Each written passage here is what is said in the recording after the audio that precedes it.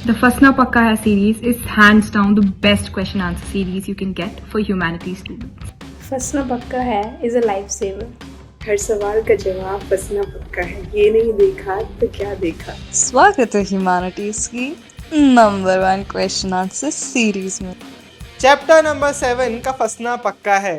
इस एक वीडियो को देख के तुम टॉप करोगे, तो सीधे स्टार्ट करते हैं। एंड पहले पेज में पहला क्वेश्चन नहीं है, बल्कि हमारे प्रीमियम नोट्स का स्क्रीनशॉट है। क्यों? क्योंकि इस चैप्टर के स्टार्टिंग में ही कुछ ऐसी डिटेल्स हैं जो एमसीक्यू में भी आ सकती हैं, अलग अलग आंसर में भी लिख के आ पाओगे। और ये छोटा सा एक स्क्रीनशॉट अगर तुमने याद रख लिया, इसका स्क्रीनशॉट भी ले सकते हो, तो तुम्हें इस चैप्टर में बहुत काम आएगा। पहली चीज, विजयनगर एम्पायर भी था और उसकी कैपिटल विजयनगर सिटी भी थी। ठीक है, विजयनगर का literal meaning city of victory, MCQ में आ सकता है। सिटी भी था, एम्पायर भी था। कब फाउंड हुआ, एमसीक्यू में आ सकता है, 14th सेंचुरी। और कब इसको सैक कर दिया गया था, विजयनगर सिटी को 1565 में अटैक करके पूरा सैक कर दिया था। इट वाज डेजर्टेड, इस पर अटैक हो गया था, इस पर पूरा लूटपाट मचा दी गई थी। अब ये जो पूरी डिटेल्स है ना, ये तुम किसी भी अलग अलग, मतलब किसी में भी नहीं, बट बहुत सारे अलग अलग क्वेश्चंस के इंट्रोडक्शन में, कंक्लूजन में बना के आ पाओगे। अब जो हमारा एम्पायर था वो कहां से कहां तक फैला हुआ था, ये कभी कभी सब क्वेश्चन आ सकता है। तो याद रखेंगे, नॉर्थ साइड में कृष्णा रिवर और नीचे इंडिया के पेनिनसुलर रीजन के एकदम बॉटम तक, तो ये पूरा हमारा रीजन है। एंड 17th 18th सेंचुरी में हमारा एम्पायर धीरे धीरे कोलैप्स होने लग रहा था। लेकिन लोगों की मेमोरीज में, अब एक एम्पायर यहाँ पे पहले था, कोलैप्स हो गया, लेकिन आगे के टाइम पे जो लोग रह रहे हैं वो लोग तो अभी याद करेंगे ना कि पहले यहाँ पे लोग रहा करते थे, पहले यहाँ पे सिटी हुआ करती थी। तो जो लोकल लोग थे वो इसको, हमारे विजयनगर सिटी को एज हम्पी याद रखते थे। एंड हम्पी नाम कहाँ से आता है, ये भी एमसीक्यू में पूछा जा सकता है। तो हम्पी नाम आता है पंपा देवी, जो कि यहाँ की लोकल मदर गॉडेस थी, उनके नाम से। तो ये पूरे 2 स्क्रीनशॉट थे हमारे प्रीमियम नोट्स के, इनका स्क्रीनशॉट आप लेके रख सकते हैं। अब हम बढ़ते हैं हमारे पहले क्वेश्चन पर। पहला क्वेश्चन आपसे पूछ रहा है पहले ही टॉपिक से कि हम्पी के बारे में हमें कैसे पता चलता है। इसलिए मैंने ऊपर का वो डाला था ताकि अब आपको पता है कि हम्पी क्या है, आपको पता है कि विजयनगर क्या है। तो अब क्वेश्चन आपसे क्या पूछ रहा है कि हम्पी के बारे में हमें कैसे पता चलता है, हमने कैसे, स्कॉलर्स ने, हमारे जो हिस्टोरियंस वगैरह है, उन्होंने कैसे एफर्ट्स लगाए, कैसे पूरा हिस्टोरिकल रिकंस्ट्रक्शन किया। ये क्वेश्चन किसी भी टर्म्स में आए, जैसे ही आपसे सोर्सेस के बारे में पूछा जा रहा है, जैसे ही आपसे पूछा जा रहा है कि स्कॉलर्स ने रिकंस्ट्रक्शन कैसे किया, या फिर कॉलिन मैकेंजी के बारे में पूछा जा रहा है, तो आप लिख के आएंगे कि भाई हेडिंग बना देना कॉलोनल कॉलिन मैकेंजी, और लिख के आ जाना कि पहली बार हम्पी को लाइट में कौन लेके आए, मैकेंजी साहब। कब लेके आए, एमसीक्यू में भी आ सकता है, 1800s के बाद ये हम्पी को लाइट में लेके आए।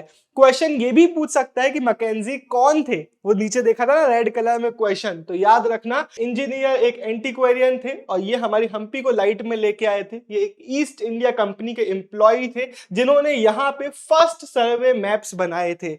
इन्होंने अपने सर्वे मैप्स वगैरह बनाए, और ज्यादातर जो अर्ली इंफॉर्मेशन हम्पी की हमें मिल रही थी, वो हमें मिल रही थी यहाँ के जो प्रीस्ट वगैरह थे उनकी मेमोरीज से। हम उनसे ओरल रिकंस्ट्रक्शन कर रहे थे, हिस्ट्री का पूछ रहे थे कि आपको विरूपाक्ष के टेम्पल के बारे में, इसकी हिस्ट्री के बारे में क्या पता है। श्राइन्स ऑफ पंपा देवी जो हमें देखने को मिलती है, उनके प्रीस्ट से हम पूछ रहे थे, और ये भी एक तरीका था हमारा इंफॉर्मेशन गेन करने का। तो पहले हमें कुछ डिटेल्स देखने को मिल गई, फिर आप लिख के आएंगे कि और हमने हिस्टोरियंस, स्कॉलर्स वगैरह ने क्या किया। 1836 के बाद जो एपिग्राफिस्ट थे वो बहुत सारे इंस्क्रिप्शंस को कलेक्ट कर रहे थे और स्टडी कर रहे थे। एपिग्राफिस्ट मतलब हमने चैप्टर नंबर 3 में देखा था, जो इंस्क्रिप्शंस की स्टडी कर रहे हैं उनकी हम बात करते हैं। 1856 के बाद से फोटोग्राफर्स जो थे वो यहाँ की आके फोटोज क्लिक कर रहे थे, ताकि दूर दूर के स्कॉलर्स भी इनको देख सके। और हमें बहुत सारे अलग अलग सोर्सेस भी मिल जाते हैं, जैसे कि इस चैप्टर में हम देखेंगे अलग अलग फॉरेन ट्रेवलर्स के अकाउंट्स, हमें जो यहाँ का लिटरेचर देखने को मिलता है तेलुगु, कन्नड़, तमिल और संस्कृत जैसी लैंग्वेजेस में। तो ये सारे सोर्सेस हैं जिसके थ्रू हमें विजयनगर सिटी के बारे में, विजयनगर एम्पायर के बारे में पूरा पता चलता है। अब एक और हमारा स्क्रीनशॉट लेने वाला मटेरियल है प्रीमियम नोट्स का। ये आपको विजयनगर एम्पायर के बारे में थोड़ी और इंपॉर्टेंट डिटेल्स दे रहा है, और ये भी ऐसी डिटेल है जो आप कई आंसर्स में लिख के आ पाओगे। तो सबसे पहले 14th सेंचुरी में फाउंड हुआ था, लेकिन कब, 1336 में। किसने किया था, हरिहरा एंड बुक्का, 2 भाई थे इन्होंने। और इसकी फ्रंटायर्स फ्लक्चुएटिंग थी, मतलब क्या, ये किसी भी, ऑलमोस्ट किसी भी एम्पायर का एक फीचर होता है कि रिजिड फ्रंटायर्स मतलब बाउंड्रीज नहीं होती है बल्कि कम ज्यादा होती रहती है, क्योंकि वॉर्स वगैरह बहुत कॉमन एक चीज थी। तो ये भी एक पॉइंट है जो आप अपने इंट्रोडक्टरी पार्ट ऑफ आंसर में लिख के आ सकते हैं। एंड विजयनगर एम्पायर में हमें अलग अलग लैंग्वेजेस और रिलीजन्स भी देखने को मिल जाते हैं। अगर आपको हमारे प्रीमियम नोट्स चाहिए तो thetwinbros.in में जाके आप इनको परचेज कर सकते हैं। अब हम बढ़ते हैं आगे। विजयनगर रूलर्स को कंपटीशन कहां से फेस करना पड़ रहा था? क्वेश्चन यही आपसे डायरेक्टली पूछेगा कि विजयनगर एम्पायर के रूलर्स के राइवल्स के बारे में डिटेल्स दीजिए, या फिर हो सकता है क्वेश्चन डायरेक्टली नाम बता दे आपको कि इनका जो डेक्कन सुल्तान्स के साथ या फिर गजपति रूलर्स के साथ कंपटीशन था उसके बारे में डिटेल्स दीजिए। तो इनडायरेक्टली आए, डायरेक्टली क्वेश्चन आए, कैसे भी आए, आप पहले तो बताएंगे कि इनको प्रॉब्लम्स किस डायरेक्शन से फेस करनी होती थी। अब साउथ साइड में तो पानी है, तो नॉर्थ साइड से कंपटीशन फेस करना होता था। कौन थे नॉर्दर्न साइड में? दो नाम आपको याद रखना है। सबसे पहले डेक्कन सुल्तान्स थे और गजपति रूलर्स थे उड़ीसा के। तो दो नाम लिखने के बाद लिखना कि किस चीज के कारण ये कंपटीशन चल रहा होता था। ये सारे ही रूलर्स कंट्रोल करना चाहते थे यहाँ की फर्टाइल रिवर वैलीज को, पहला रीजन। दूसरा रीजन कि सारे जो रूलर्स थे वो ओवरसीज ट्रेड को कंट्रोल करना चाहते थे, एंड इससे जो ल्यूक्रेटिव प्रॉफिट होता, ल्यूक्रेटिव मतलब जो प्रॉफिटेबल अर्निंग होती थी उसको कंट्रोल करना चाहते थे। जो भी ट्रेड को कंट्रोल करेगा उसको बेनिफिट मिलेगा। तो ये रीजंस थे कि इन लोगों के बीच में कॉन्फ्लिक्ट क्यों हो रहे थे। तो ये कॉन्फ्लिक्ट के रीजंस हैं किनके बीच में? विजयनगर एम्पायर के रूलर्स, गजपति रूलर्स और हमारे डेक्कन सुल्तान्स के बीच में। इन रीजंस के कारण कॉन्फ्लिक्ट हो रहे थे। लेकिन हो सकता है क्वेश्चन ऐसे ही आ जाए कि कॉन्फ्लिक्ट और शेयरिंग ऑफ आइडियाज का एक एग्जाम्पल हमें देखने को मिलता है, यहां से दोनों के बारे में बताओ। तो कॉन्फ्लिक्ट के हमने पॉइंट्स देख लिए, उसके बाद लिखना कि इन अलग अलग रूलर्स के बीच में शेयरिंग ऑफ आइडियाज भी था। फॉर एग्जांपल जो विजयनगर रूलर्स थे वो बहुत सारे आर्किटेक्चरल फीचर्स वगैरह, कॉन्सेप्ट्स वगैरह डिराइव करते थे इन बाकी रूलर्स से और उस पे अपने एरियाज में कंस्ट्रक्शन करवाते थे। उनको अपने एरियाज में और भी ज्यादा उन आइडियाज को ग्रो कर रहे थे। ये आप अपने वर्ड्स में लिख के आ सकते हैं। एंड अब ये देखो एक सब क्वेश्चन है जो उसी के बारे में पूछ रहा है कि भाई विजयनगर रायाज मतलब क्या होता है? विजयनगर रूलर्स के लिए हमें टाइटल देखने को मिलता है राय। तो जैसे कृष्णदेव राय, ऐसे ही राय टाइटल जो है यहाँ के रूलर्स के लिए यूज होता है।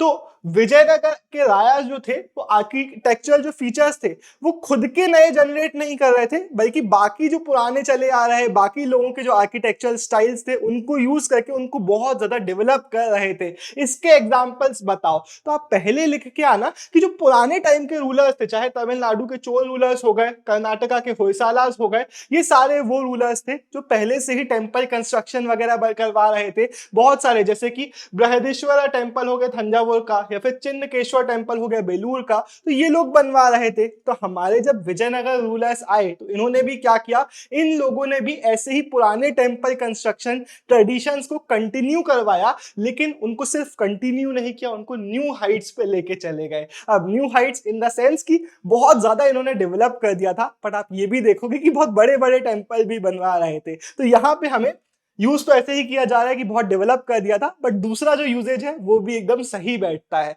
अब ये पूरा एक आंसर हो गया।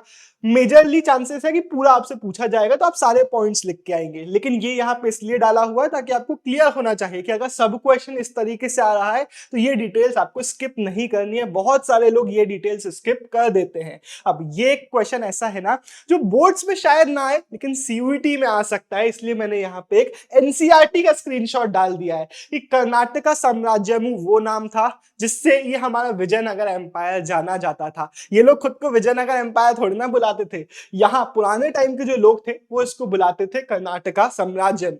अब हम बढ़ते हैं नेक्स्ट क्वेश्चन पे जो आपसे पूछेगा ट्रेड के बारे में कि ओवरसीज ट्रेड के, जिसके कारण बहुत सारे कॉन्फ्लिक्ट्स भी होते थे ना कि लोग कंट्रोल करना चाहते थे ओवरसीज ट्रेड्स को। तो क्वेश्चन उसी के बारे में पूछ रहा है कि बताओ विजयनगर के टाइम पे जो रोल ऑफ ट्रेडर्स था वो क्या था, या फिर ट्रेडर्स कैसे पावर और कॉन्फ्लिक्ट्स में कंट्रीब्यूट करते थे। तो आपको ट्रेडर्स के बारे में ज्यादा डिटेल्स इस चैप्टर में नहीं है, ये वाला पार्ट बस याद रखना है। सबसे पहले क्या कि इंपोर्ट ऑफ हॉर्सेस अरेबिया से, सेंट्रल एशिया से जो हॉर्सेस आते थे वो बहुत इंपॉर्टेंट थे, क्योंकि जो भी जो भी कंट्रोल करेगा इस ट्रेड को उसके पास ज्यादा हायर क्वालिटी हॉर्सेस वगैरह होंगे, उसकी मिलिट्री पावर जो है वो थोड़ी सुपीरियर हो जाएगी। पहला पॉइंट आप लिख के आएंगे। तो अरब जो ट्रेडर्स थे वो इस ट्रेड को कंट्रोल करते थे, लेकिन इंडिया के लोकल जो कुदिराई क्षेत्रीज की कम्युनिटी थी, ये मर्चेंट कम्युनिटी थी, ये लोग भी इस ट्रेड में पार्टिसिपेट करते थे। एंड इनको एमसीक्यू में पूछा जा सकता है कि हॉर्स मर्चेंट्स कौन थे, तो आप टिक लगा के आ जाना कुदिराई क्षेत्रीज। अब 1498 के बाद से हमें देखने को मिलता है कि हमारे इंडियन सिनेरियो में नए पॉलिटिकल एक्टर्स आ गए थे। हो सकता है क्वेश्चन आपसे यही पूछे कि कौन वो नए पॉलिटिकल कैरेक्टर्स थे, तो आप टिक लगाएंगे पोर्टुगीज आए थे। अब पोर्टुगीज इंडिया में घुस कैसे गए, ऐसे ही यहाँ पे वैसे ही पॉलिटिक्स काफी टेंगल्ड रिलेशन चल रहा था पॉलिटिक्स का, ऐसे कैसे हुआ कि नए लोग आके घुस गए यहाँ पे। तो इसका पॉइंट आप बना के आना कि इन लोगों की जो मिलिट्री टेक्नोलॉजी थी पोर्टुगीज की वो थोड़ी सुपीरियर थी। ये अपने मस्केटियर्स लेके आए थे और अपने मस्केट्स की दम पे, अपने गनमैन की दम पे ये हमारे इंडिया के पॉलिटिक्स में घुस गए थे और इंडिया में ट्रेड भी कर रहे थे और पॉलिटिकल पावर को भी कंट्रोल कर रहे थे। इसलिए ये पॉइंट आपको यहाँ पे लिख के आना पड़ेगा, क्योंकि ट्रेडिंग में भी ये लोग पार्टिसिपेट कर रहे थे। विजयनगर का जो मार्केट था ये बहुत अच्छा था। यहाँ पे हमें स्पाइसेस, इंडिया के तो हर मार्केट में किसी भी टाइम पीरियड से देख लो, स्पाइसेस, टेक्सटाइल देखने को मिल जाते हैं, प्रेशियस स्टोन्स देखने को मिल जाते हैं। और जो ट्रेड था, जो मार्केट में इतने सारे गुड्स बिक रहे थे और आ रहे थे, ये भी दिखाता है कि भाई जो हमारे यहाँ की पॉपुलेशन है वो काफी ज्यादा वेल्दी है। जो रूलर्स वगैरह थे वो भी इस ट्रेड से काफी ज्यादा बेनिफिट किया करते थे। तो ये पूरा एक हमारा ट्रेडिंग वाला पैराग्राफ हो गया।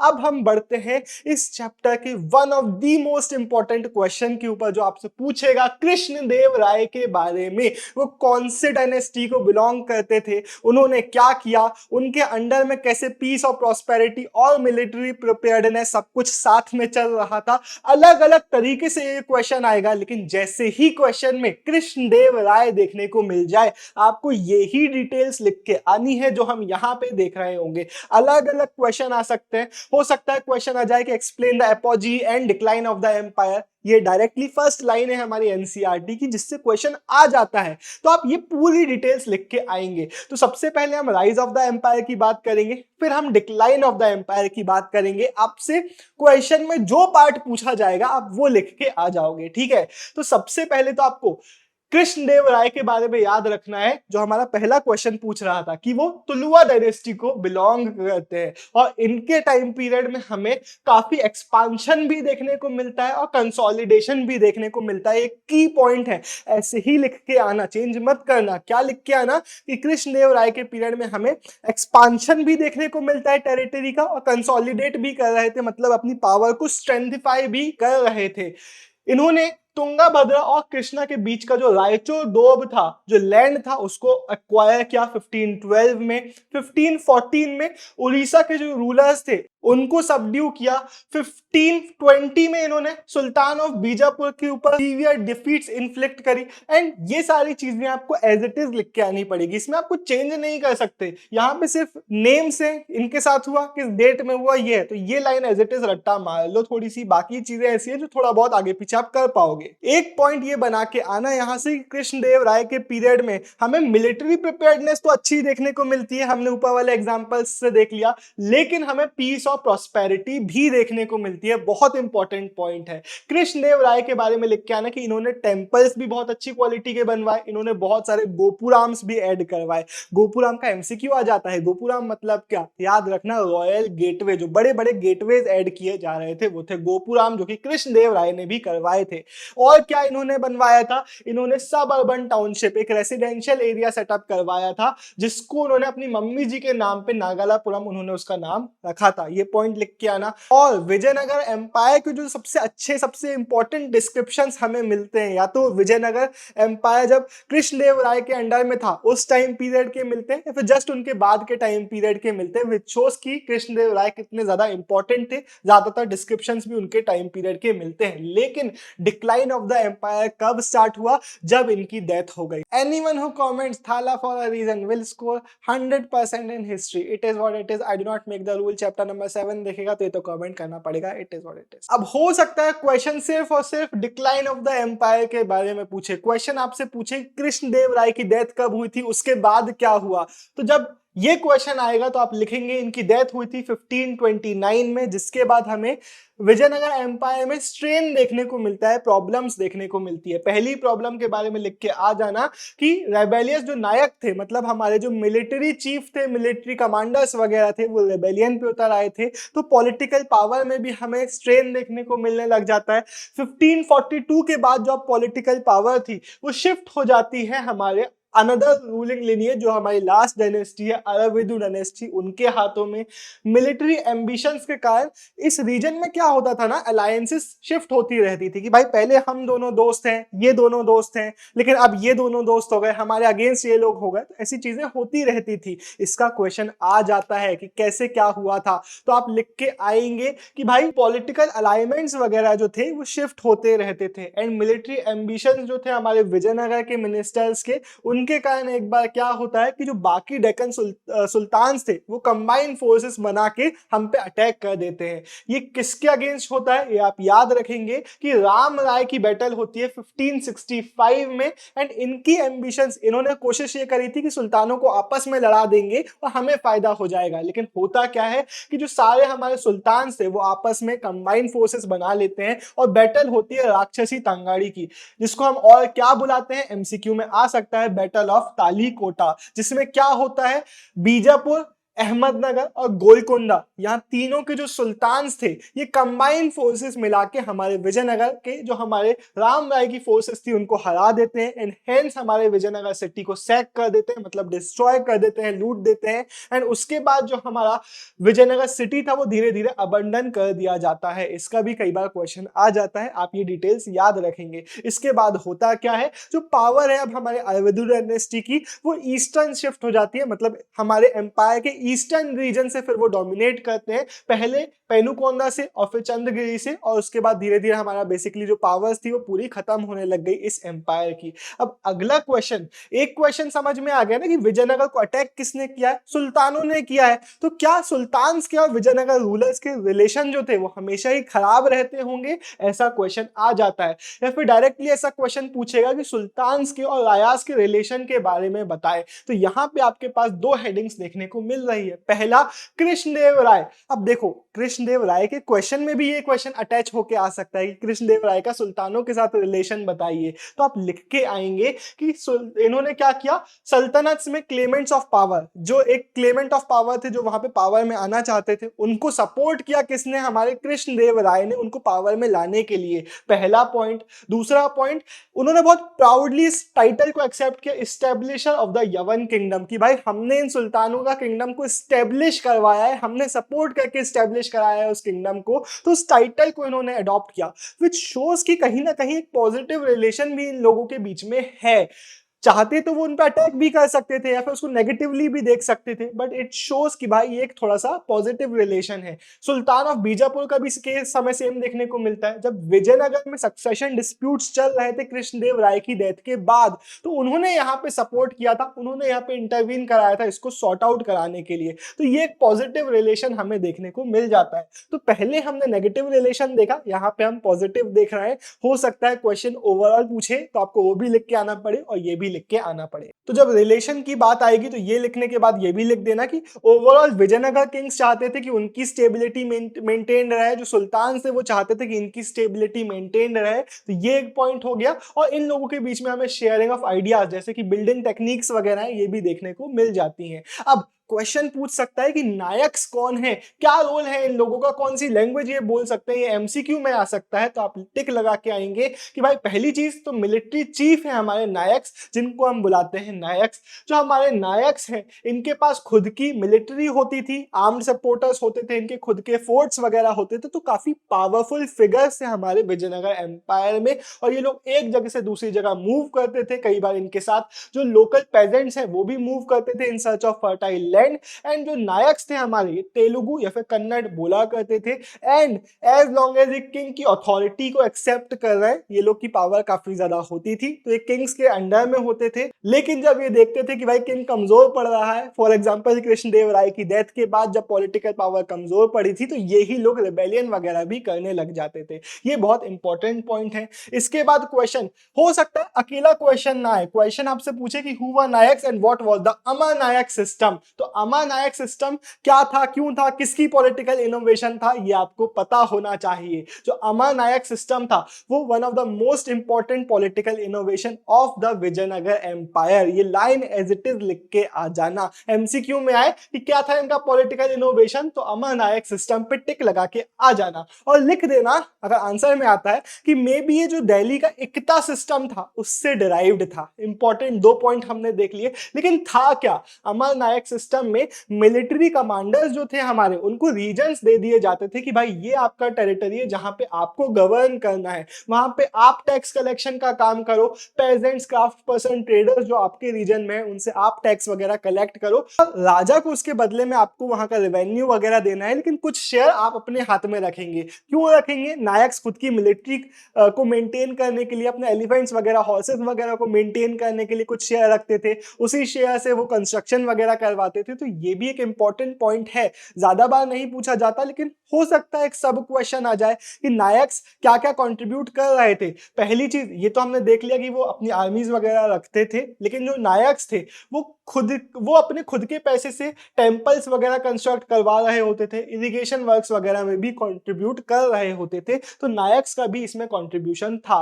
अमर नायक सिस्टम में क्या होता था कि किंग के सामने उनको एनुअली अपीयर होना पड़ता था और अपने ट्रिब्यूट्स वगैरह देने होते थे, पैसे देने होते थे, गिफ्ट्स वगैरह देने होते थे अपनी लॉयल्टी को दिखाने के लिए।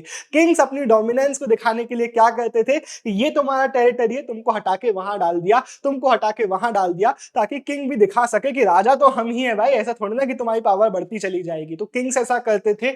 लेकिन लास्ट पॉइंट बना के आ जाना, 17th सेंचुरी में जब ऊपर की पॉलिटिकल पावर कमजोर पड़ रही थी, तो ये नायक्स ही थे जिनके कारण जो कोलैप्स था विजयनगर एम्पायर का, ये बहुत ज्यादा हेस्टेन हो गया था, क्योंकि ये लोग रेबेलियन करने लग गए थे। तो ये पूरा हमारा पैराग्राफ इंपॉर्टेंट था। अब हम बढ़ते हैं हमारे नेक्स्ट क्वेश्चन पे, जो पूछेगा आपसे विजयनगर एम्पायर की लोकेशन के बारे में, वहां के वाटर वर्क के बारे में। तो ज्योग्राफिकल फीचर्स के बारे में जब क्वेश्चन आएगा तो आप याद रखेंगे जो हमारा विजयनगर एम्पायर था उसका कैपिटल जो विजयनगर था वो था तुंगाभद्रा का जो रिवर बेसिन था उस रीजन में। मतलब क्या कि इस रीजन का जो पूरा पानी था वो कहां पे फ्लो करता था, उस रीजन का पूरा पानी जाके फ्लो करता था तुंगाभद्रा रिवर में। ये बेसिक डेफिनेशन है हमारे बेसिन की यहाँ पे। और इसका जो पानी था वो नॉर्थ ईस्टर्नली डायरेक्शन में फ्लो करता था। ये एमसीक्यू में आ सकता है अगर थोड़ा डिफिकल्ट एमसीक्यू बनता है तो, लेकिन इजी टू रिमेंबर है, नॉर्थ ईस्टर्नली डायरेक्शन तुंगाभद्रा का पानी। इसके आसपास हमें ग्रेनाइट हिल्स देखने को मिलती हैं। और ये वाला जो आंसर है ना, एक ऐसा टाइप का आंसर है जो अक्सर ऐसे ही बनता है कि ज्योग्राफिकल फीचर्स को बताओ, तो ये पूरे आप डिटेल्स लिखेंगे, या फिर इन नेचुरल जो एनवायरमेंट्स थे हमारे विजयनगर सिटी के उसके बारे में डिटेल्स दो, तो ये आप लिख के आएंगे। आप लिख के आना ये 2 पॉइंट। उसके बाद लिखना कि बहुत सारी जो हमारे रॉकी रीजन्स हैं जिनके आसपास हमारे जो सिटी को घेरती है रॉकी, हमारे जो पहाड़ वगैरह हैं, उनसे बहुत सारी स्ट्रीम्स फ्लो करती हैं। और इन स्ट्रीम्स में जो पानी बह रहा है उसमें एम्बैंकमेंट मतलब रिजर्वॉयर टाइप स्ट्रक्चर भी बनवाए जाते हैं पानी को रोकने के लिए। क्यों? क्योंकि ये हमारा थोड़ा सा एरिड जोन है जहां पे ऐसे वाटर को प्रिजर्व करना इंपॉर्टेंट है। एक और चीज हो सकता है क्वेश्चन सिर्फ वाटर वर्क के बारे में आपसे पूछ रहा हो, तो ये पॉइंट एक्सप्लेन करना, ये लिखना। और लिखना कि सबसे इंपॉर्टेंट जो टैंक है कमलापुरम टैंक, वो बनवाया गया था 15th सेंचुरी में। इंपॉर्टेंट टैंक का नाम है, ये याद रखना है। जो वाटर था इस टैंक का वो आसपास की इरिगेटेड जो फील्ड्स वगैरह थी उनको भी इरिगेट करता था, लेकिन यहां से पानी रॉयल सेंटर काफी दूर दूर तक अलग अलग रीजन्स तक भी ले जाया जाता था और यहाँ का पानी रॉयल सेंटर तक भी जाता था।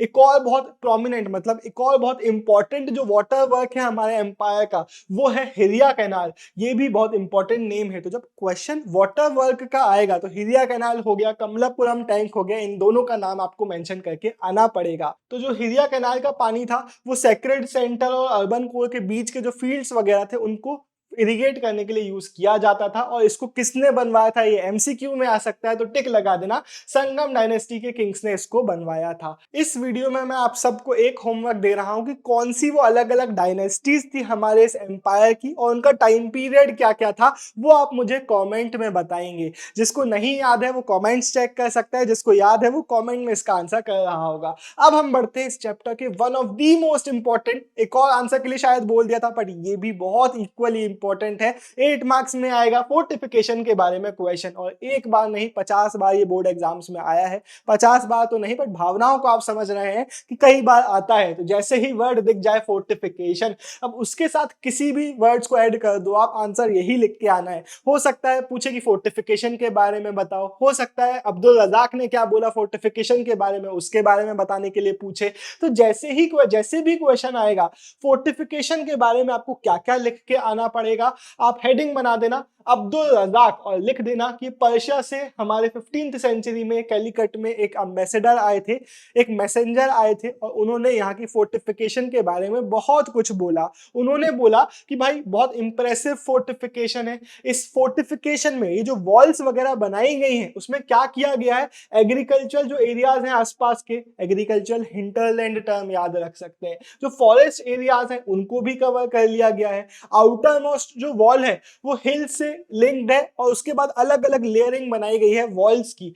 यहां पे आप देखोगे कि आंसर्स को आप ज्यादा चेंज नहीं कर पाओगे। ये वाला आंसर ही ऐसा है कि थोड़ा सा ऐसे ही लिखना पड़ेगा आपको आंसर। तो अच्छे से सुनो और कोशिश करना कि ज्यादा चेंज आप इस आंसर में ना करो। क्यों? क्योंकि यहाँ पे बहुत सारे वर्ड्स की हम बातें करेंगे कि अब्दुल रज़ाक ने ये बोला, वो बोला। तो जब ये बोला की बात कर रहे हैं तो आप अपने वर्ड्स में एडिशन यहाँ पे ज्यादा नहीं कर सकते। अब सेकेंड और लाइन ऑफ फोर्टिफिकेशन मतलब क्या कि एक फोर्टिफिकेशन मतलब यहाँ पे हम वॉल्स की बात कर रहे हैं। हो सकता है यहाँ पे आपको कभी टर्म दिख जाए फोर्ट, तो यहाँ पे हम किलों की बात नहीं कर रहे हैं, फोर्ट टर्म भी हम वॉल्स के लिए ही यूज कर रहे हैं। हो सकता है क्वेश्चन आए कि 7 लाइन्स ऑफ फोर्ट्स के बारे में बताओ, तो इसी के बारे में आप लिखेंगे कि हमें अलग अलग लेयर्स ऑफ वॉल्स देखने को मिल जाती हैं। और सेकेंड लाइन ऑफ फोर्टिफिकेशन के बारे में आप लिख के आना कि it went round the inner core of urban complex, मतलब जो हमारा रेसिडेंशियल सेटअप था उसके अराउंड ये सेकेंड लाइन ऑफ फोर्टिफिकेशन थी। Third line of fortification royal centre को कवर करती थी, और इसके अंदर भी जो मेजर बिल्डिंग्स थी उनको भी खुद की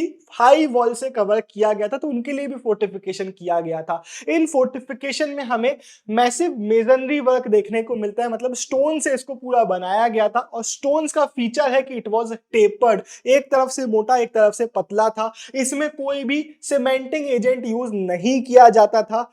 2 फीचर हो गए। तीसरा फीचर वेज शेप्ड मतलब वही होता है कि एक तरफ से मोटा एक तरफ से पतला। तो इसके बारे में क्या लिख के आना है, इसके बारे में लिख के आना है कि क्योंकि ये वेज शेप्ड होता था, ये एक के ऊपर एक चिपकता चला जाता था, इसमें आपको सीमेंट नहीं लगानी होती थी। तो ये लिख के आना अपने वर्ड्स में। And it was inner packed with earth packed with rubble, मतलब बीच का जो मान लो ये वॉल्स है उसके बीच में मिट्टी भर दी जाती थी, थोड़ा सा उसको स्ट्रेंथन करने के लिए। कोई सीमेंटिंग एजेंट यूज नहीं किया जाता था।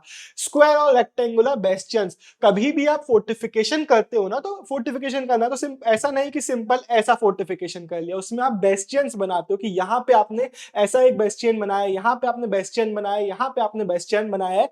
तो इसका पर्पस क्या है कि ऐसा स्क्वायर या फिर रेक्टेंगुलर आपने वॉल्स में बना दिया है ताकि कोई अटैक वगैरह करे तो यहां से आप काउंटर अटैक कर सको या फिर स्पाई कर सको। तो ऐसे फोर्टिफिकेशंस में बेस्टियंस बनाए जाते हैं। तो ये बेस्टियन टर्म आप समझ गए हैं, लेकिन एक्सप्लेन करके नहीं लिख आना है, आपको बस लिख के आना पड़ेगा कि बेस्टियंस बनाए गए थे, स्क्वायर और रेक्टेंगुलर बेस्टियंस। और लिख के आना कि फोर्टिफिकेशन का सबसे इंपॉर्टेंट फीचर तो यही देखने को मिल जाता है कि एग्रीकल्चर जो फील्ड्स थे उनको भी कवर कर रहा था। ट्रैक्ट भूल जाओ तो फील्ड लिख के आ जाना, फील्ड भूल जाओ तो लैंड लिख के आ जाना, कोई भी टर्म लिख के आ जाना, एक्सपांस लिख के आ जाना, कुछ भी लिख के आ सकते हो। बस बता देना कि एग्रीकल्चर जो लैंड था उसको भी इंक्लोज किया जा रहा था फोर्टिफिकेशन में। अब्दुल रज़ाक ने क्या बोला कि between the first, second and third wall हमें कल्टीवेटेड फील्ड भी देखने को मिलते हैं, गार्डन भी देखने को मिल जाते हैं और हाउसेस भी देखने को मिल जाते हैं। इन सारी चीजों को अंदर ही रखा गया था फोर्टिफिकेशन के। पेस ने क्या बोला कि पहले वॉल्स के सर्किट से जब आप अंदर जाते हो तो बहुत बड़ा डिस्टेंस है जिसमें आपको फील्ड देखने को मिल जाते हैं जहां पे राइस उगा हुआ है, आपको गार्डन देखने को मिल जाते हैं, बहुत सारा पानी देखने को मिल जाता है कमिंग फ्रॉम 2 लेक्स। तो ये 2 इंपॉर्टेंट लाइन है, इसको रट्टा मार लो। और इसके बारे में कंक्लूजन आप बना के आ सकते हो कि ये जो सारे पॉइंट्स हमें अलग अलग ट्रेवलर्स के अकाउंट से देखने को मिले, इसको हमने भी करोबोरेट किया, हमने भी इसको फैक्ट चेक करने की कोशिश करी और हमें भी समझ में आया कि हाँ भाई ये चीज सही है, क्योंकि हमको भी एग्रीकल्चरल ट्रैक्ट वगैरह के एविडेंसेस देखने को मिले। अब हो सकता है एक सब क्वेश्चन आ जाए, हो सकता है एक 3 मार्क का क्वेश्चन आ जाए जो आपसे पूछे कि एग्रीकल्चरल ट्रैक्ट को क्यों इंक्लूड किया था फोर्टिफिकेशन में, तो आप क्या लिख के आएंगे। तो ये 3-4 जो पॉइंट है ये आपको याद होने चाहिए, अपने वर्ड्स में लिख के आ सकते हैं। मिडीवल सीजेस, जो इस मिडीवल इंडिया के पीरियड में जो सीजेस घेराबंदी होती थी, जो अटैक्स होते थे, उसमें डायरेक्ट अटैक नहीं करते थे। कई बार क्या करते थे कि आपका मान लेते हैं आपका ये एरिया है तो उसको घेर लेते थे और इसमें घेर के रख लेते थे। अब आपके पास ज्यादा खाना नहीं है अगर, तो 1 महीने 2 महीने 3 महीने 8 महीने आप अंदर रह पाओगे, उसके बाद आपको हार माननी पड़ेगी, आपको बाहर निकलना पड़ेगा। तो ये पर्पस होता था मिडीवल सीजेस का कि डिफेंडर्स को स्टार्व कर देंगे। ये जो सीजेस होती थी वो कई मंथ्स तक, कई ईयर्स तक भी चल जाती थी। तो जो रूलर्स होते थे, बाकी जो रूलर्स थे, वो बड़े बड़े ग्रेनरी बनवा के जिसमें खाना स्टोर करके रख लेंगे, उनको अपने फोर्टिफिकेशन के विद इन कर लेते थे। लेकिन विजयनगर एम्पायर्स थे, थोड़ी ज्यादा ही पावर्स थी, ज्यादा ही रिसोर्सेस थे, तो उन्होंने क्या किया, उन्होंने एग्रीकल्चरल लैंड को ही फोर्टिफिकेशन के अंदर कर लिया कि करो आप जितने साल तक सीजेस वगैरह करना चाहते हो, हमें घंटा फर्क नहीं पड़ता। क्या आपको हमारे फसना पक्का है के पीडीएफ मिल सकते हैं? हाँ, उसके लिए आपको हमारी वेबसाइट पे जाना है, वहां से आपको इनके पीडीएफ मिल जाएंगे। कोई भी अगर डाउट आता है द ट्विन ब्रोस के व्हाट्सएप नंबर पे आप मैसेज कर सकते हैं, वहां से हम आपके सारे डाउट सॉल्व कर देंगे। एंड उस व्हाट्सएप नंबर को सेव भी कर लेना ताकि हमारे जो स्टेटस है वो आपको दिखने लगे, उसके थ्रू हम सारे अपडेट्स वगैरह शेयर करते हैं। ये वाला जो क्वेश्चन है वो उतना ज्यादा नहीं आता है, बट हो सकता है क्वेश्चन आ जाए कि रोड नेटवर्क्स के बारे में हमें क्या इसके पता चलता है, क्या पता चलता है उनके थ्रू, हमें आर्किटेक्चरल फीचर जो गेटवेज के देखने को मिलते हैं उनसे हमें क्या पता चलता है। तो कुछ पॉइंट्स है जो बस सुन लो एक बार, आने के चांसेस कम है। पहली चीज कि जो गेटवेज होते हैं उनका आर्किटेक्चरल फीचर्स देख के ही हमें समझ में आ जाता है कि कौन सी बिल्डिंग्स के गेटवेज ये हैं। पहला पॉइंट बना के आ जाना कि वो ही डिफाइन कर देते हैं कि किस बिल्डिंग को, किस चीज को वो एक्सेस दे रहे हैं।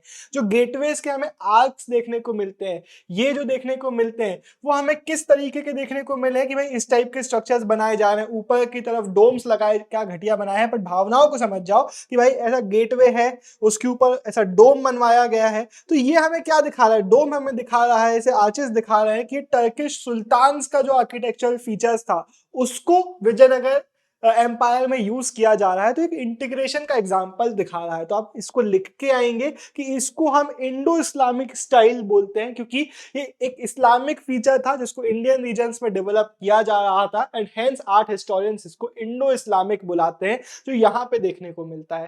रोड नेटवर्क्स के बारे में हमें कैसे पता चलता है, हम गेटवेज के थ्रू जो पाथवेज निकल रहे हैं उनको ट्रेस करते हैं, जो हमें रोड्स के बारे में बताता है। बेसिकली कई बार हमें रोड नेटवर्क्स पेवमेंट्स देखने को मिल जाते हैं पत्थर के, उनसे भी हमें समझ में आता है कि यहाँ पे रोड नेटवर्क्स वगैरह हैं। ये आप अपने वर्ड्स में लिख के आ सकते हैं। एंड लिख के आ जाना कि जनरली जो रॉकी रीजन था उनके आजू बाजू से ये रोड्स निकल रही होती थी और अच्छे लाइन से रोड्स वगैरह बनाई जाती थी, और टेम्पल गेटवेज से हमें निकलती हुई सबसे इंपॉर्टेंट रोड नेटवर्क्स देखने को मिल जाती है, जिनके आजू बाजू बाजार भी होते थे। एक इंपॉर्टेंट पॉइंट है। अब हम बढ़ते हैं एक और ऐसे ही क्वेश्चन पे जिसके आने के चांसेस थोड़े कम है। ये वाला पार्ट उतना ज्यादा नहीं पूछा जाता, लेकिन इसको भी एक बार सुन लो। फसना पक्का है सीरीज आपको 100 आउट ऑफ 100 लाने की गारंटी देती है ना, इसलिए ऐसे क्वेश्चन भी सुन लो जिनके आने के चांसेस कम है। हम 80% 70% के लिए लड़ाई नहीं कर रहे हैं, ये वीडियो आपको 100 आउट ऑफ 100 दिला के जाएगी। तो अब क्वेश्चन अगर आता है अर्बन कोर के बारे में,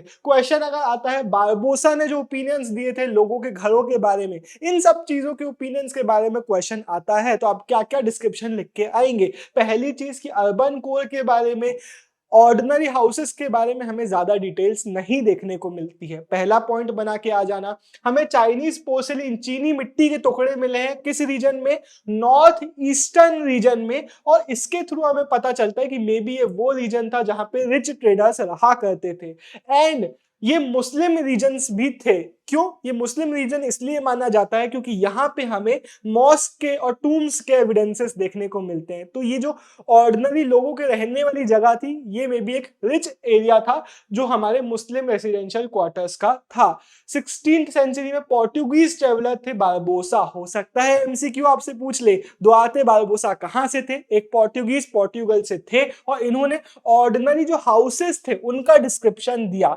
जो हाउसेस थे वो थैज थे, मतलब झोपड़ी पट्टियां बनी हुई थी घास फूस से, लेकिन वेल बिल्ट थे और अच्छे से इनको ऑक्यूपेशंस के हिसाब से अरेंज किया गया था, ये इन्होंने बताया। और ये जो बड़े बड़े ओपन स्पेसेस थे स्ट्रीट्स के बाजू वाले, उसमें इनको बनाया गया था। तो ये इनके ओपिनियंस लिख के आना।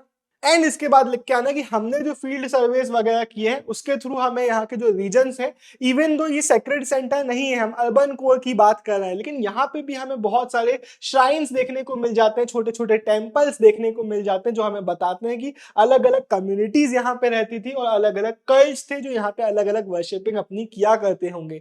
हमें रेन वाटर टैंक्स और वेल्स और टेम्पल टैंक्स भी देखने को मिल जाते हैं, और इन टैंक्स का यूज करते होंगे ऑर्डिनरी टाउन ड्वेलर्स जो सिटीजन्स थे, और इन टैंक्स वगैरह के थ्रू अपनी वाटर रिक्वायरमेंट्स फुलफिल करते होंगे। तो ये ऑर्डिनरी हाउसेस वगैरह का पूरा डिस्क्रिप्शन हो गया। अब हम बढ़ते हैं डोमिंगो पेस के महानवमी डिब्बा के डिस्क्रिप्शन के ऊपर, और ये एक इंपॉर्टेंट क्वेश्चन है।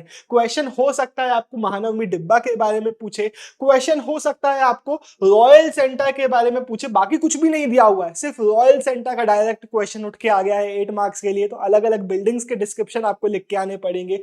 हो सकता है क्वेश्चन डायरेक्टली आपसे महानवमी डिब्बा ऑडियंस हॉल के बारे में पूछ ले, या फिर क्वेश्चन पूछ ले आपसे हाउस ऑफ विक्ट्री के बारे में। हालांकि एक बहुत ही डिफिकल्ट क्वेश्चन आ जाएगा क्योंकि ये बॉक्स की डिटेल है, तो इसके आने के चांसेस कम है। लेकिन क्वेश्चन आपसे किंग्स पैलेस के बारे में पूछ सकता है कि किंग्स पैलेस के बारे में तुम्हें क्या पता है।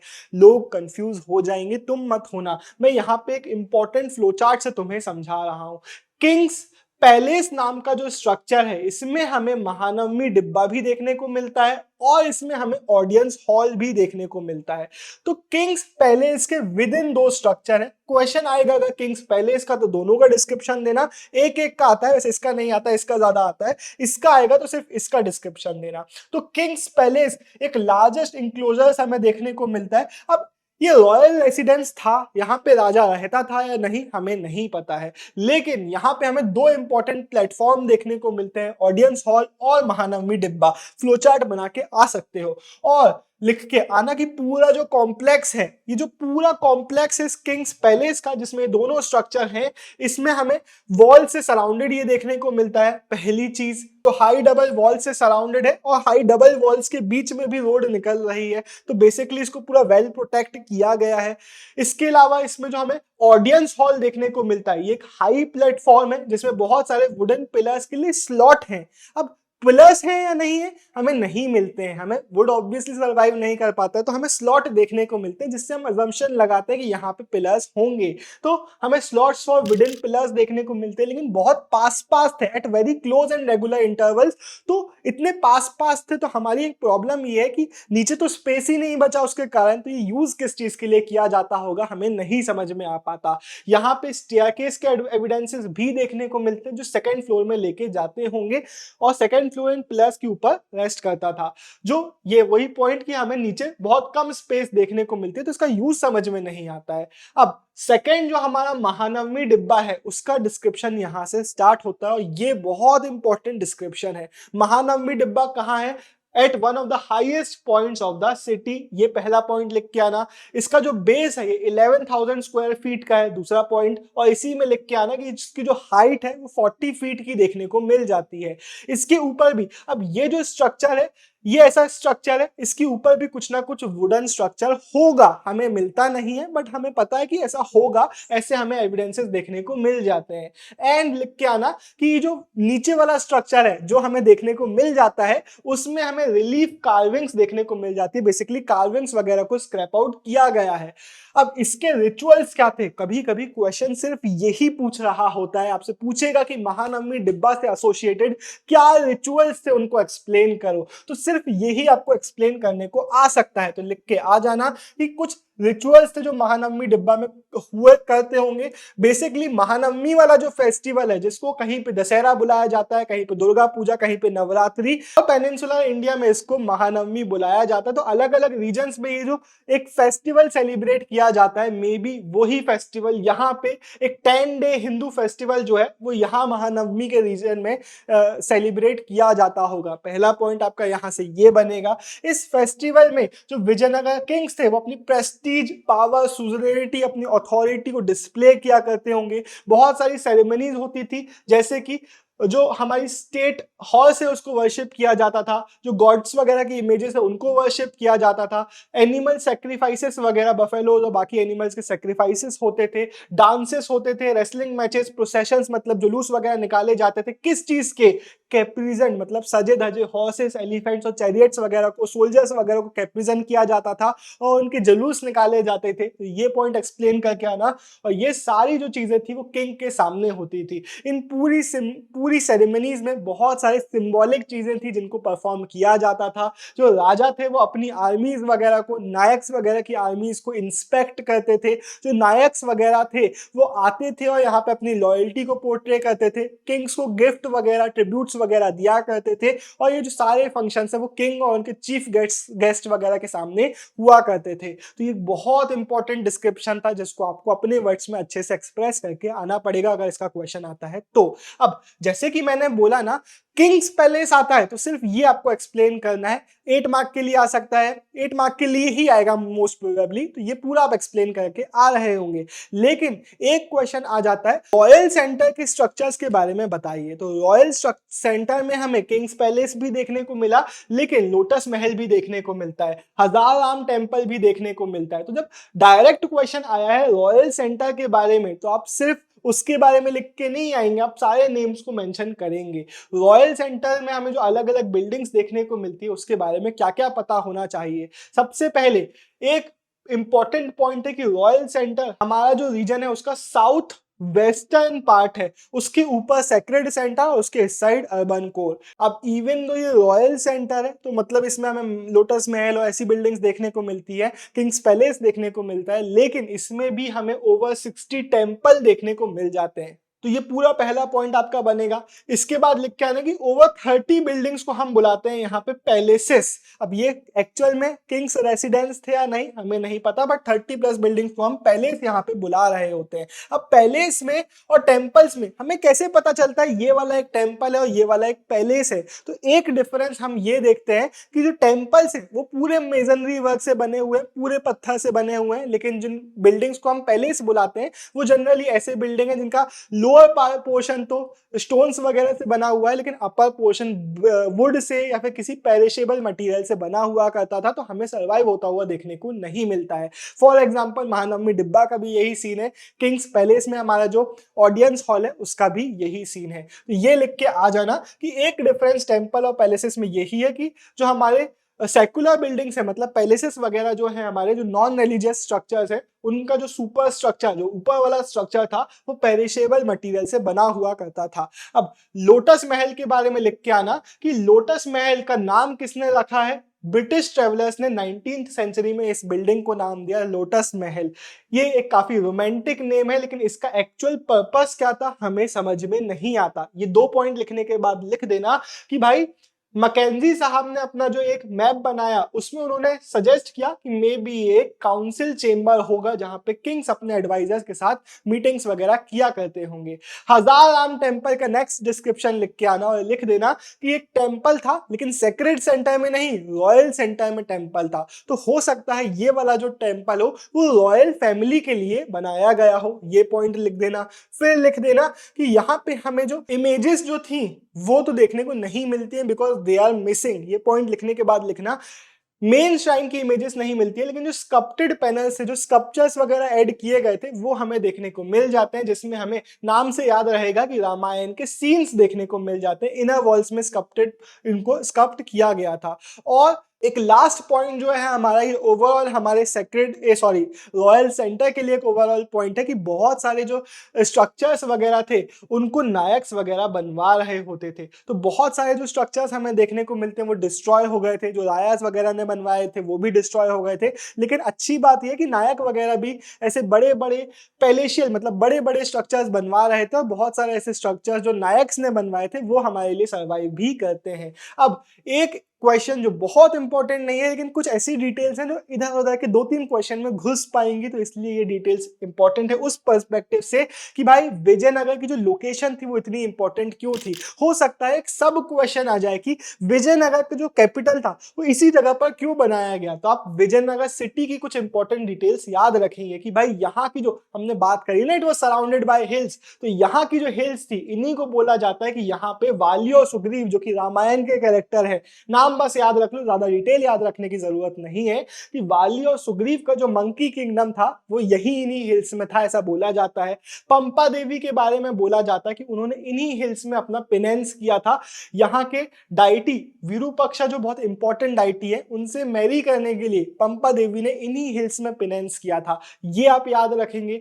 विरूपाक्षा का एमसीक्यू भी आ सकता है, आंसर में भी लिखने को आ सकता है कि यहाँ के गार्डियन डाइटी कौन है, तो यहाँ के गार्डियन डाइटी है विरूपाक्ष, ये आप याद रखेंगे। और ये एक इंपॉर्टेंट पॉइंट है कि विरूपाक्ष की और पंपा देवी की जो मैरिज है उसको आज भी विरूपाक्ष टेम्पल में सेलिब्रेट किया जाता है। एक और चीज कि जैन टेम्पल्स भी हमें देखने को मिल जाते हैं यहीं पे, और इससे हमें समझ में आता है कि ये जो बहुत पूरा रीजन था ये बहुत सेक्रेड रीजन था, अलग अलग कल्ट हमें, अलग अलग ट्रेडिशंस, अलग अलग रिलीजियस कनोटेशंस हमें इस रीजन से एसोसिएटेड देखने को मिल जाते हैं। शायद इसी रीजंस के कारण इस रीजन को यहाँ एम्पायर का विजयनगर कैपिटल बनाया गया था। तो ये सारे वो रीजंस हैं। हो सकता है क्वेश्चन आपसे पूछे कि रिलीजियस लिंक्स हमें क्या देखने को मिलते हैं विजयनगर कैपिटल के साथ, विजयनगर सिटी के साथ, तो ये सारे लिंक्स आप एक्सप्लेन करके आ सकते हैं।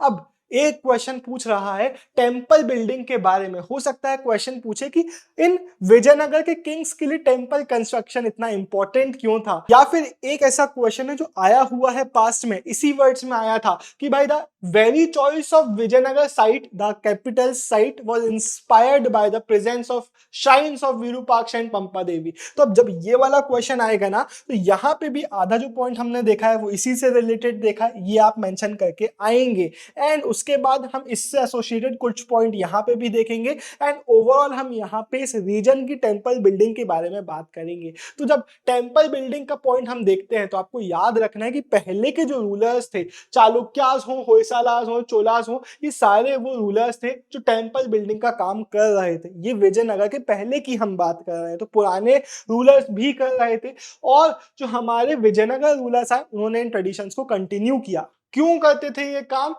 किंग्स कोशिश कर रहे थे खुद को थोड़ा सा डाइटीज से कनेक्ट करने की, लोगों का सपोर्ट गेन करने की। तो ये पॉइंट तो हमने हर ही चैप्टर में देख लिया, ये आप याद रखेंगे। टेम्पल्स जो थे वो सिर्फ रिलीजियस सेंटर्स नहीं थे, बल्कि सेंटर्स ऑफ लर्निंग भी थे, centres of social, cultural and economic hubs भी थे, ये आप याद रखेंगे। तो अलग अलग जो रूलर्स थे वो सपोर्ट गेन करने के लिए, रिकॉग्निशन गेन करने के लिए, अपनी पावर को थोड़ा सा और प्रमोट करने के लिए टेम्पल कंस्ट्रक्शन कराते थे या फिर पैट्रोनेज प्रोवाइड करते थे। लेकिन अब ये वाले क्वेश्चन के लिए हमने ऊपर पॉइंट देखे और नीचे भी आपको पॉइंट मिल रहे हैं। पहली चीज तो ये आप याद रखेंगे, जो विजयनगर रूलर्स थे वो बोलते थे भाई हम लॉर्ड विरूपाक्ष के बिहाफ में रूल कर रहे हैं, बहुत इंपॉर्टेंट पॉइंट। एंड इन्होंने अपनी जो विजयनगर कैपिटल बनाई, शायद वो विरूपाक्ष और पंपा देवी के श्राइन से इंस्पायर होके ही बनाई कि इस रीजन में इनकी इंपॉर्टेंस है, तो इस रीजन में हम हमारा कैपिटल बनाएंगे। जितने भी इनके ऑर्डर्स वगैरह होते थे, इंपीरियल ऑर्डर्स, उनको श्री विरूपाक्ष उससे साइन किया जाता था। तो इट शोज कि विरूपाक्ष डाइटी को बहुत ज्यादा इंपॉर्टेंस दे रहे थे। और इसी से रिलेटेड लास्ट पॉइंट लिख के आ जाना कि जो हमारे रूलर्स थे विजयनगर एम्पायर के, उन्होंने हिंदू सुल्तान टाइटल को अडॉप्ट किया।